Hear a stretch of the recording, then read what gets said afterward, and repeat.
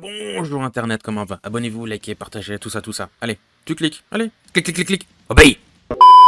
Eh, psst, si jamais je suis écrivain en fait, enfin c'est mon activité principale. YouTube c'est un truc à côté pour le fun. Si tu veux check mes bouquins, il y a le lien Amazon en description. Puis sinon, bah je fais pas mal de vidéos sur le sujet sur ma chaîne. Allez, fini la pub, go vidéo. Quand on connaît un peu le milieu, le monde, le sujet, on peut voir qu'on en parle en fait beaucoup de l'autisme.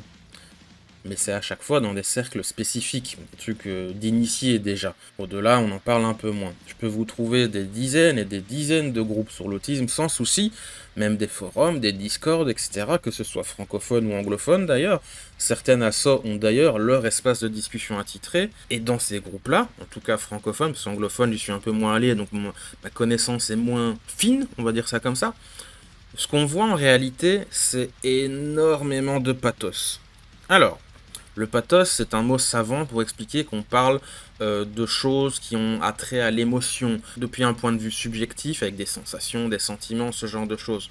Au contraire, des trucs plus carrés, concrets. Cela signifie que, par exemple, on y verra plus souvent des personnes autistes ou proches de personnes autistes y raconter leur vie, leur quotidien, ou les dernières infos depuis leur précédent poste. Le plus classique, c'est les parents, souvent une maman, qui disent un truc du genre « Oh mon Baptiste, il a enfin eu son traitement machin ou son diagnostic, et puis il a enfin pu voir un pédopsychiatre compétent, et depuis qu'il arrive à lasser ses chaussures ou compter au-delà de 4, puis l'école ça va un peu mieux, il a un AVS même si c'est très mauvaise journée, parce que blablabla. Bla bla bla. Ça se répand sans limite. Alors oui, je parle avec beaucoup de cynisme, beaucoup, mais c'est la stricte vérité. C'est comme ça, j'ose mettre au défi quiconque qui est dans des groupes d'autisme de me dire qu'il a jamais vu un truc comme ça. Si vous dites que oui, j'en ai pas vu, soit tu mens, soit t'es dans un groupe qui est quasiment mort et qui a pas d'activité. C'est mon copain, le petit astronome, qui m'avait dit ça lorsqu'on échangeait un peu en privé, et il pensait que beaucoup de problèmes de l'autisme viennent de là. Et qu'on en parle donc avec ses émotions, son vécu subjectif, et on part donc dans une analyse qui est déjà tronquée, parce qu'on démarre depuis un point de vue émotionnel, et on voit l'ensemble des choses depuis cette lentille. Moi je suis assez d'accord avec lui, bon en tout cas, s'il a bien dit ça, parce que moi c'est ce que j'ai compris qu'il a dit, si je me plante mec, n'hésite pas à me dire, hein, je veux pas te faire dire ce que tu n'as pas raconté, mais voilà, moi en tout cas je suis d'accord avec ce postulat qu'il y a beaucoup d'émotions et que ça manque un peu de concret des fois, quoi. C'est très senso-centré, je veux dire ça comme ça, donc on parle beaucoup depuis son point de vue à soi émotionnel. Ça ne veut pas dire qu'il ne faut pas parler de ses émotions, ses problèmes, ou raconter sa vie à qui veut bien l'entendre, je veux dire... Je suis sur une chaîne YouTube, c'est un peu foutre de la gueule si je dis le contraire. Le monde de l'autisme est un monde souvent isolé, donc il serait malvenu de ma part de dire non mais en fait cause pas, tais-toi, reste silencieux. Et puis c'est via ce genre de témoignages, partant d'un élan émotif, que parfois on apprend des trucs de fou, des trucs illégaux, des trucs criminels, des histoires de maltraitance, etc., etc., etc. Du coup non, moi ce que je veux dire c'est que ça manque un peu de concret, ça manque de logos, pour reprendre un autre terme savant, à savoir des trucs qui partent d'un point de vue de raison, de logique et de justesse. C'est à peu près le même point de raisonnement que de dire « Ok, tu souffres, tu t'exprimes, tu te plains, à juste titre, mais après on fait quoi ?» Dans beaucoup de discours et de situations d'autisme que j'ai vus, justement cela s'arrête à cette plainte, et il n'y a pas le « après on fait quoi ?»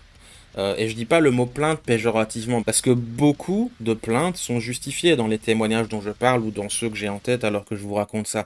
C'est qu'après que c'est un petit peu vide et qu'il manque justement ce après on fait quoi avec tout ça. Imaginez des espaces de discussion où tout le monde y va de son petit drame personnel, ça patte un peu dans le dos, ça y va de son petit mot gentil, son like, son petit cœur, etc. Et puis c'est le suivant qui fait pareil, et puis le suivant qui fait pareil. Et voilà, ça s'arrête jamais. Ça manque un peu de solution, ça manque un peu d'action, de logique, de méthode. Au final, ce n'est qu'un énorme container d'émotions en permanence, sans jamais passer à l'étape suivante. C'est comme un programme internet qui charge dans le vide, puis ça recommence l'action, ça retourne dans le vide, et puis ça tente de recommencer. C'est une boucle sans fin qui ne se résoudra jamais et qui a pas de solution. On ne fait rien.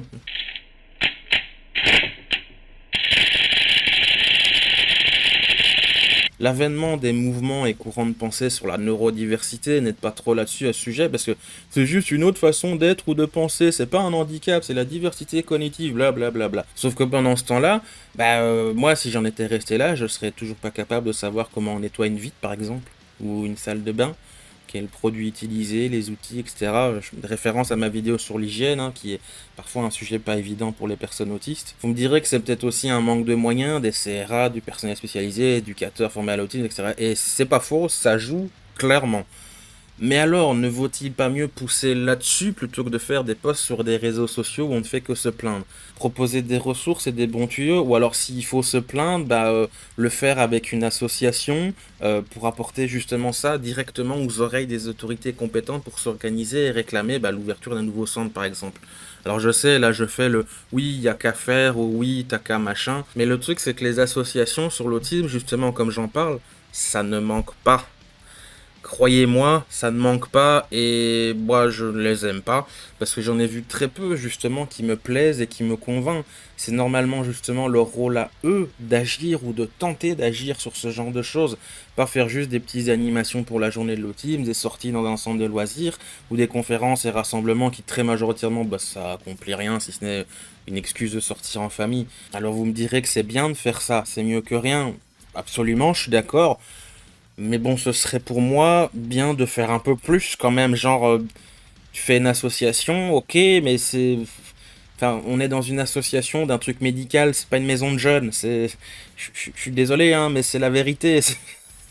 Les associations sur l'autisme, pour moi, j'ai rarement vu de trucs qui sont autant une glorification de la médiocrité et de l'inutilité. You're fucking useless. The lot of you.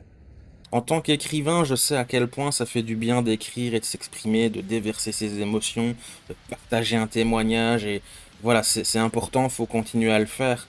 Mais bon, là, il ne s'agit pas d'écrire un roman ou autre, sauf si c'est votre intention, évidemment. Là, je vous encourage à continuer.